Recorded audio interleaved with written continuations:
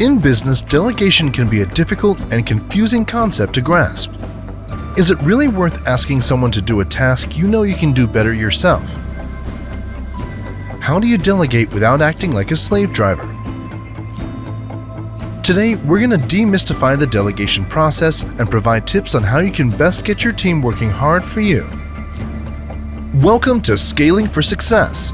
We're all about helping businesses grow profitably, scale, and move to the next level. If you're looking for consultancy and mentorship that really makes a difference, subscribe to our channel or visit the Scaling Management Group website, links in the description below. In today's video, we're discussing how to effectively delegate tasks in business.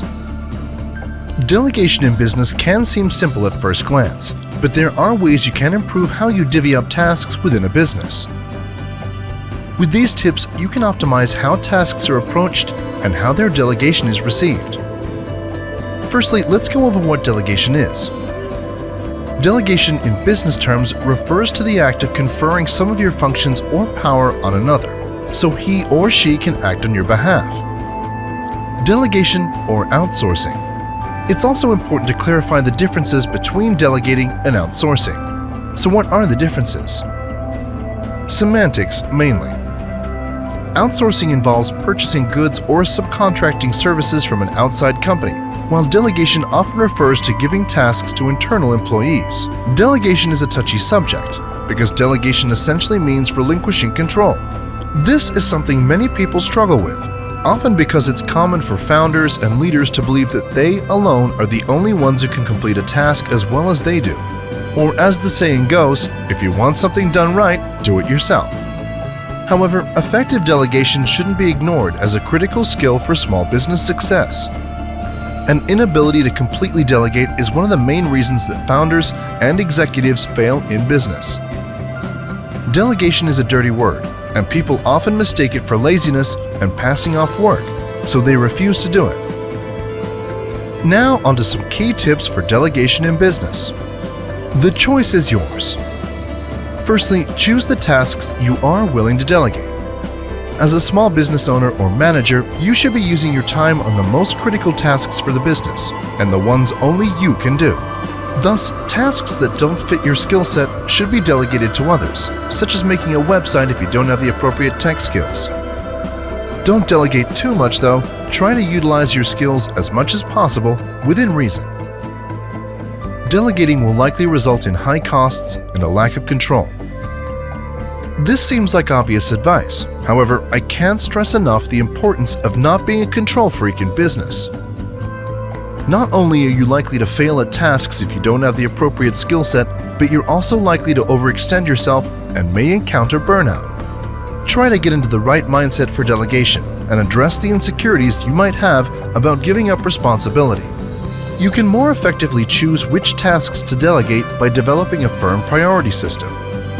Start mapping tasks out by creating at least 4 categories, according to the degree of effort required to complete the task as well as the degree of skill involved.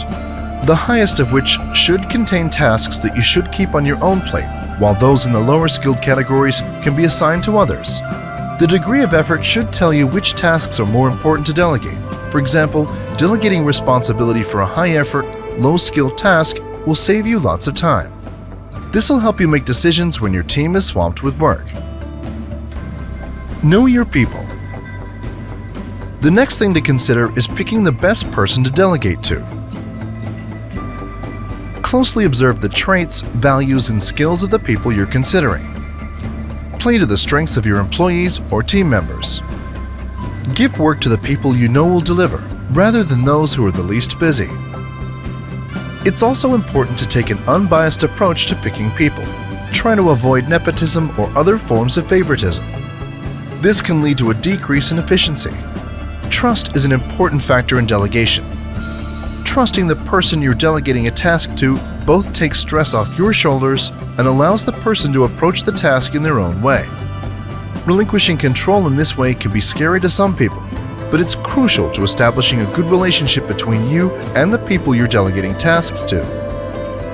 It's important to remember that, though the work must be done well, a my way or the highway approach is not always helpful.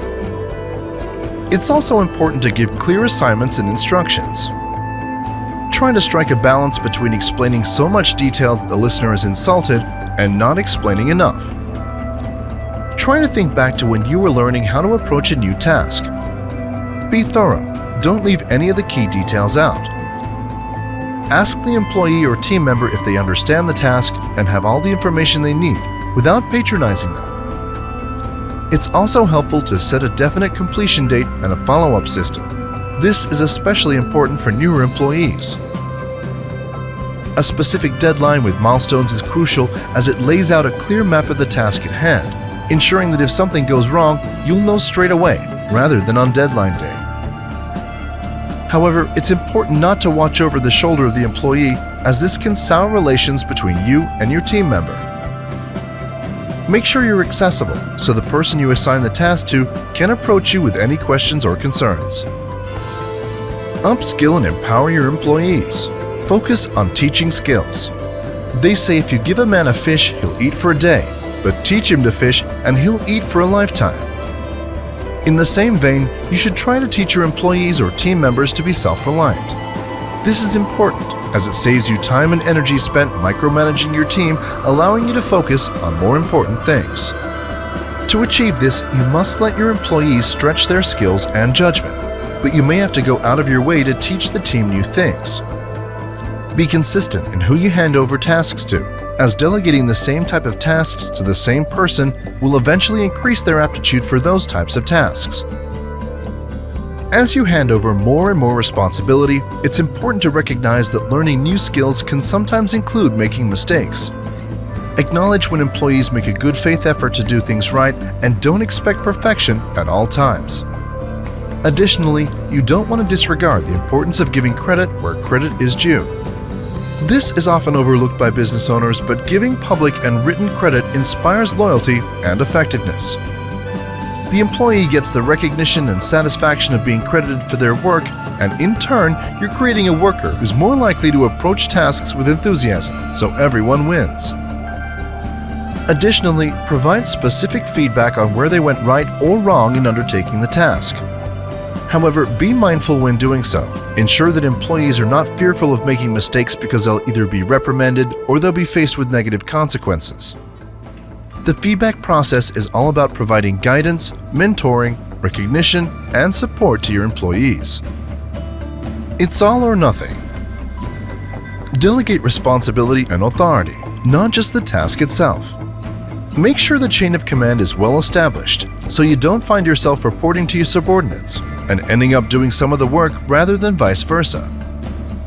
Another important thing to consider is how to avoid reversal of your delegation. Some team members simply won't want to do the tasks you give them. This can be due to a lack of comfort or the avoidance of responsibility. Accepting this reversal is fine in extreme cases, but don't give in to laziness. A good way to prevent this is selling the team member the task or role without being too pushy. Let your employee know why you chose them for the job. When you show others that you support their growth and development, it builds a culture of trust. Employees who view delegated tasks as opportunities rather than burdens will likely be more invested in the outcome. Don't overlook the importance of receiving feedback yourself. Invite your workers to share their thoughts on how you're delegating tasks. It's an excellent opportunity for you to find out whether you're providing enough information or whether you're assigning the right tasks to the right people. Take this feedback on board and make ongoing adjustments for continuous improvement. Almost everyone who's grown their business from a startup to a big business has struggled with delegation at one point or another. Every entrepreneur needs to set aside their fear of delegating. If you delegate right, every task will likely be done better than you could do it yourself. Delegating isn't always easy, and the process isn't always clear-cut, but the sooner you start, the more efficient and productive your team or business will become. That's all we have time for in today's video, Best Way to Delegate in Business. Like this video if you found it helpful, and for more content just like this, subscribe to our channel or visit the Scaling Management Group website at scalinggrp.com.